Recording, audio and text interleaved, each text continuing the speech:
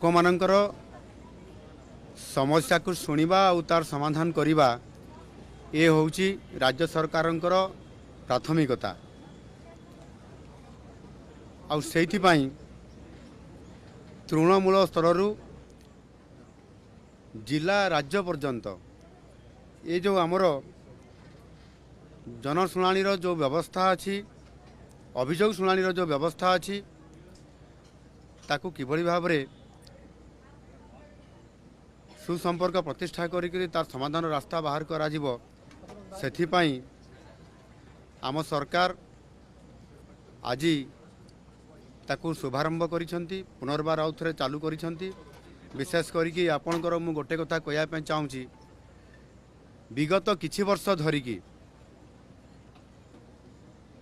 ଅର୍ଥାତ୍ ଗତ ସରକାର ସମୟରେ ଆପଣଙ୍କର ସରକାରଙ୍କର ଏବଂ ଜନତାଙ୍କ ମଧ୍ୟରେ ଗୋଟିଏ ଲୌହ ପାଚେରୀ ଥିଲା। ଆଉ ଯେଉଁଥିପାଇଁ କି ଜନତାଙ୍କର ସହିତ ସରକାର ସିଧାସଳଖ ଭାବରେ ଏ ସମସ୍ୟାର ସମାଧାନ କରିବା ପାଇଁ ଯେଉଁ ପାଚେରୀ ଥିଲା ସେହି କାରଣରୁ ସମ୍ଭବ ହୋଇପାରୁନଥିଲା, ଇଏ ମୋର ଅନୁମାନ ହୁଏ। ଆଜି ସେ ପ୍ରାଚୀରକୁ ଭାଙ୍ଗି ଦିଆଗଲା। ସରକାରଙ୍କ ସହିତ ସିଧାସଳଖ ଭାବରେ ଜନତାଙ୍କର ସହିତ ସମ୍ପର୍କ ପ୍ରତିଷ୍ଠା କରିବା, ତାଙ୍କର ସମସ୍ୟାକୁ ଶୁଣିବା ଆଉ ସମାଧାନର ରାସ୍ତା ବାହାର କରିବା, ଏ ସମ୍ପୂର୍ଣ୍ଣ ଭାବରେ ଆଜି ଯେଉଁ ମୁଖ୍ୟମନ୍ତ୍ରୀଙ୍କର ଅଭିଯୋଗ ପ୍ରକୋଷ୍ଠ, ଏହାକୁ ପୁନର୍ବାର ଆଉ ଥରେ ଚାଲୁ କରାଗଲା। ଏବଂ ଏହାଦ୍ୱାରା କ'ଣ ହେବ ନା 4.5 କୋଟି ଓଡ଼ିଆଙ୍କର ଗୋଟେ ସବୁଠାରୁ ଆଶା ଏବଂ ଭରସାର ଇଏ ଅଭିଯୋଗ ପ୍ରକୋଷ୍ଠ, ଇଏ ନିଶ୍ଚିତ ଭାବରେ ଲୋକ ଆଶା କରିବେ ଏବଂ ସମାଧାନର ରାସ୍ତା ପାଇପାରିବେ। ତାହା ଆଜି ପୁନର୍ବାର ଆଉ ଥରେ ତାହାକୁ ଆଜି ତାହାର ଶୁଭାରମ୍ଭ କରାଗଲା। ଏଥିରେ ଅନେକ ଲୋକ ନ୍ୟାୟ ପାଇବାରୁ ବଞ୍ଚିତ ହେଉଛନ୍ତି।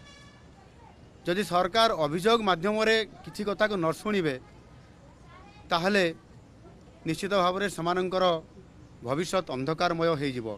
ଏହାକୁ ଆଧାର କରିକିରି ଏଥିରେ ସମ୍ପୂର୍ଣ୍ଣ ଭାବରେ ଲୋକମାନେ ଅନେକ ସମୟରେ ବିଭିନ୍ନ ଜାଗାକୁ ଯାଉଛନ୍ତି, ଅଭିଯୋଗ କରୁଛନ୍ତି, କିନ୍ତୁ ତାହାର ସମାଧାନର ରାସ୍ତା ବାହାରି ପାରୁନାହିଁ। ଆଉ ସେଥିପାଇଁ ଯଦି ମୁଖ୍ୟମନ୍ତ୍ରୀଙ୍କର ଅଭିଯୋଗ ପ୍ରକୋଷ୍ଠକୁ ଆସିବା ଏବଂ ସେଠି ନିଜର ଅଭିଯୋଗ ଜଣାଇବା ଏବଂ ସେ ମାଧ୍ୟମରେ ଯଦି ବିଭିନ୍ନ ବିଭାଗର କାର୍ଯ୍ୟକ୍ରମକୁ ତ୍ୱରାନ୍ୱିତ କରାଯିବ ଏବଂ ଆଜି ଯାହା ଶୁଭାରମ୍ଭ କରାଗଲା, ଇଏ ନିଶ୍ଚିତ ଭାବରେ ସେହି ଅଧିକାରୀମାନେ ସେହି ବିଭାଗର ସମସ୍ୟାଗୁଡ଼ିକୁ ସମାଧାନ କରିବାରେ ଯଥା ସମୟରେ ସେମାନେ ସମାଧାନ କରିବାର ରାସ୍ତା ବାହାର କରିବେ। ଏବଂ ସେମାନଙ୍କୁ ମଧ୍ୟ ପ୍ରତି ବିଭାଗର ଅଧିକାରୀମାନଙ୍କୁ ମୁଁ ନିର୍ଦ୍ଦେଶ ଦେଇଛି, ଜିଲ୍ଲାପାଳମାନଙ୍କୁ ମଧ୍ୟ ମୁଁ ନିର୍ଦ୍ଦେଶ ଦେଇଛି ଯେ ସେମାନେ ପ୍ରତି ଜିଲ୍ଲାରେ ଆଜି 30ଟି ଜିଲ୍ଲାରେ 30ଟି ଆଜି ଜିଲ୍ଲା ସ୍ତରରେ ମଧ୍ୟ ଆଜି ଅଭିଯୋଗ ଇଏ ପ୍ରକୋଷ୍ଠ ଖୋଲାଯାଇକରି ଏ କାର୍ଯ୍ୟକ୍ରମ ବର୍ତ୍ତମାନ ଚାଲୁ ରହିଛି। ଏଣୁକରି ସମ୍ପୂର୍ଣ୍ଣ ଭାବରେ ଏଠି ମୁଁ ମୁଖ୍ୟମନ୍ତ୍ରୀ ହିସାବରେ ତଥା ଆମ ମନ୍ତ୍ରିମଣ୍ଡଳର ସମସ୍ତ ସଦସ୍ୟ ଆଜି ଏଠି ମୋ ପାଖରେ 2 ଜଣ ମନ୍ତ୍ରୀ ମହାଶୟ ଅଛନ୍ତି ଏବଂ ଉପମୁଖ୍ୟମନ୍ତ୍ରୀ କେବି ସିଂହଦେଓ ମଧ୍ୟ ଆସିଥିଲେ, ଆଉ 2 ଜଣ ମଧ୍ୟ ମନ୍ତ୍ରୀ ଆସିଥିଲେ। ସମସ୍ତେ ଏଠି ଉପସ୍ଥିତ ରହିକରି ପୁରା ସମୟ ଦେଇଛନ୍ତି ଏବଂ ସମସ୍ତ ଏ ଅଭିଯୋଗର ବ୍ୟକ୍ତିମାନଙ୍କ ସହିତ ମିଶିବା ଏବଂ ତାଙ୍କର ଅଭିଯୋଗ ଗ୍ରହଣ କରିବା ଏବଂ ପ୍ରତି ବିଭାଗକୁ ତାଙ୍କୁ ତାର ଇନକ୍ୱାରି ରିପୋର୍ଟ ଏବଂ ଆବଶ୍ୟକ ପଦକ୍ଷେପ ନେବା ପାଇଁ ସମସ୍ତେ ସହଯୋଗ କରିଛନ୍ତି। ସମସ୍ତ ମନ୍ତ୍ରିମଣ୍ଡଳର ସଦସ୍ୟମାନେ ଏହାକୁ ସହଯୋଗ କରିବାର ଏଇ ଯେଉଁ ପ୍ରକ୍ରିୟାକରଣ କରିଛନ୍ତି, ଏହା ନିଶ୍ଚିତ ଭାବରେ ଆଗାମୀ ଦିନରେ ଏ ସମାଧାନର ରାସ୍ତା ବାହାରିବ ଏବଂ ଲୋକମାନେ ତାଙ୍କର ବିଭିନ୍ନ ସମସ୍ୟା, ସେ ଯେକୌଣସି ବ୍ୟକ୍ତିଗତ ସମସ୍ୟା, ଚାକିରି ସମସ୍ୟା, ରାସ୍ତାଘାଟର ସମସ୍ୟା, ଜମିଟିଏ ପାଇବା ପାଇଁ ସମସ୍ୟା ଏବଂ ସାମାଜିକ ନ୍ୟାୟ ପାଇବାର ଯେଉଁ ବିଭିନ୍ନ ପ୍ରକାରର ଯେଉଁମାନେ ଏଠି ଆପଣଙ୍କର ଦିବ୍ୟାଙ୍ଗମାନେ ଆସୁଛନ୍ତି, ସେମାନେ ମଧ୍ୟ ଅନେକ ସମୟରେ ସରକାରୀ ସୁବିଧା ପାଇବାରୁ ବଞ୍ଚିତ ହେଉଛନ୍ତି। ସେଥିପାଇଁ ଏ ଅଭିଯୋଗ ପ୍ରକୋଷ୍ଠର ଗୁରୁତ୍ୱ ବହୁତ ଅଧିକା ଅଛି। ତାକୁ ଯଦି ଆମେ କାର୍ଯ୍ୟକ୍ରମ ସିଧାସଳଖ ଭାବରେ ମାନ୍ୟବର ମୁଖ୍ୟମନ୍ତ୍ରୀ ଏବଂ ସମସ୍ତ ମନ୍ତ୍ରୀମାନଙ୍କର ସହିତ କରେଇବେ, ତାହେଲେ ଆଗାମୀ ଦିନରେ ପ୍ରଭୁତ୍ୱ ସମସ୍ୟାର ସମାଧାନ ହେବା ସହିତ ନିଶ୍ଚିତ ଭାବରେ ଗୋଟିଏ ଓଡ଼ିଶାର ସୁସ୍ଥ ବାତାବରଣ ତିଆରି ହେବା ସହିତ ଲୋକମାନଙ୍କୁ ନ୍ୟାୟ ମିଳିପାରିବ। ଆଉ ସେଥିପାଇଁ ଇଏ ନିରନ୍ତର ଭାବରେ ପ୍ରତି ସୋମବାରକୁ ସୋମବାର ଏହାକୁ କରାଯିବ।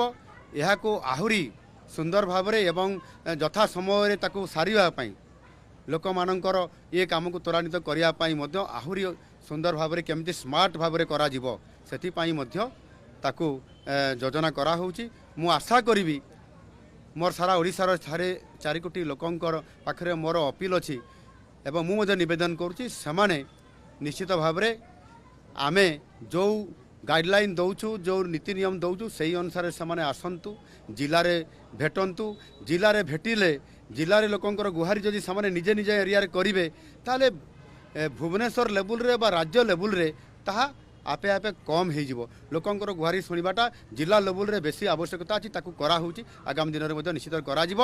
ଏବଂ ଆଜି ମୋ ପ୍ରଶାସନ ସମସ୍ତ ଅଧିକାରୀ ବିଶେଷ କରିକି ମୋ ମନ୍ତ୍ରିମଣ୍ଡଳର ସଦସ୍ୟମାନେ ଉପସ୍ଥିତ ରହିକରି ମୋତେ ସହଯୋଗ କରିବା କାରଣରୁ ଆଜି ପ୍ରାୟ ବର୍ତ୍ତମାନ ସୁଦ୍ଧା 99% ଆମର ଲୋକମାନଙ୍କର ବିଭିନ୍ନ ଅଭିଯୋଗପତ୍ର ଆସିଛି, ତାହାରି ଉପରେ ବିଭାଗକୁ ଦିଆଯାଇଛି। ନିଶ୍ଚିତ ଭାବରେ ଖୁବ୍ ଶୀଘ୍ର ତାର ସମାଧାନ ହେବ। ଧନ୍ୟବାଦ।